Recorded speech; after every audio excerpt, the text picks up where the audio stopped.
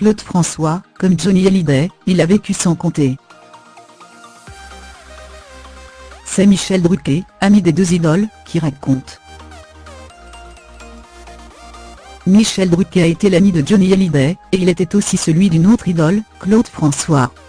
Le 11 mars 2018, nous célébrerons le 40e anniversaire de la mort de l'interprète de cette année-là.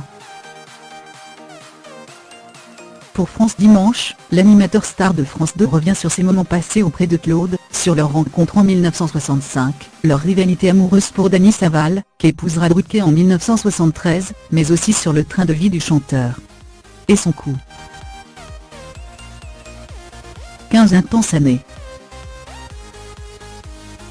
Michel Drucker rappelle que Claude François a construit sa légende en 15 années de carrière seulement, mais au prix d'un travail acharné. Tous les ans, il ne faisait pas moins de 200 galas, et sortait 2 ou 3 disques, qui rencontraient tout un immense succès. Rares sont ceux qui peuvent s'enorgueillir d'en avoir fait autant.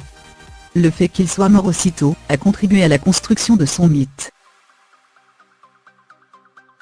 Il est parti jeune, beau, riche et au sommet de la gloire.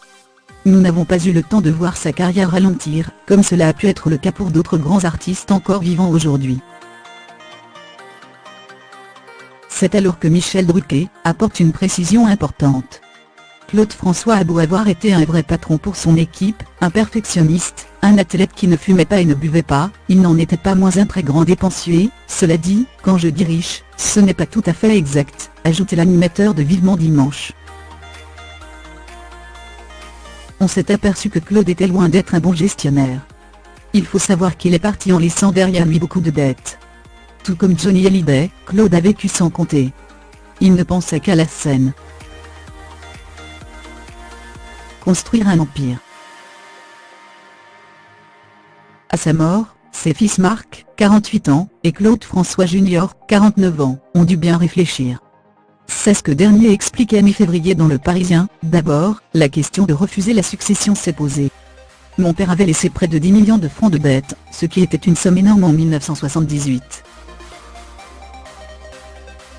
Il faut savoir que des vedettes de la chanson, comme mon père ou Johnny, avaient un train de vie de stars américaines connues dans le monde entier, alors qu'ils n'ont du succès que dans leur pays.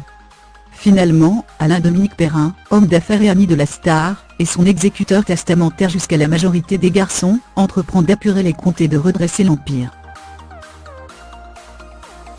Aujourd'hui, Claude Jr. gère un business juteux et florissant. C'est un chiffre d'affaires à 6 zéros, plusieurs millions par an quand on compte tout, les ventes de disques, les droits d'exploitation, d'utilisation dans des films, des publicités, les reprises comme le disque de Monsieur Pokora. Comme le rappelaient nos confrères de Pure-Charcom, parmi les droits il faut compter ceux de Comme d'habitude, et de sa version anglaise My Way, toujours une des chansons les plus reprises au monde. Dans ce long entretien avec France Dimanche, Michel Drucker raconte qu'il connaissait l'existence de Julie Bocquet, la fille cachée de Claude François, et ajoute qu'il a comme un tonton pour les fils de Claude.